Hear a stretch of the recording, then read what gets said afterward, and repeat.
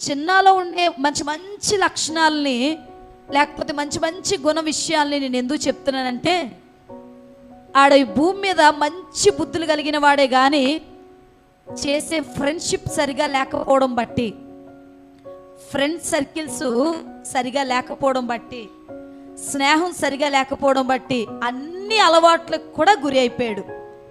ఆ తర్వాత రోజుల్లో మేము ఎక్కడ అడుగుతామని మాకు దూరంగా వెళ్ళిపోవడానికి ప్రయత్నం చేశాడు.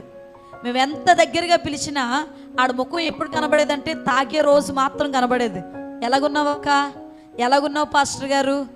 ఆఖరి రోజుల్లో మరి ఆ 2 సంవత్సరాల్లో ఆడు తాగేటప్పుడు ముఖం చూపించేవాడు. మరి ఆ టైంలో కొంచెం ధైర్యం వచ్చేదేమో మాకు ముఖం చూపించి, ఎలా ఉన్నావు అక్క, ఎలా ఉన్నావు మైకేల్, ఎలా ఉన్నావు జాన్ అని చెప్పి.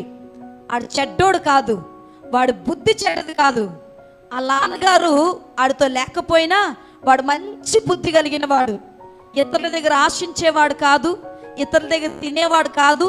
కష్టపడడానికి ఒకవేళ ఇష్టపడితే గనక ఎంత పనైనా సరే, ఆడు ఒళ్ళు నొప్పి వస్తున్నా సరే, నొప్పి వస్తుందని ఫీలింగ్ కూడా బయటకు చూపించకుండా పనిచేసేవాడు. ఇన్ని మంచి లక్షణాలున్నా మరి చిన్న ఆఖరి నిమిషంలో తన ప్రాణాన్ని తానే బలవంతంగా తీసుకొని చనిపోయాడు.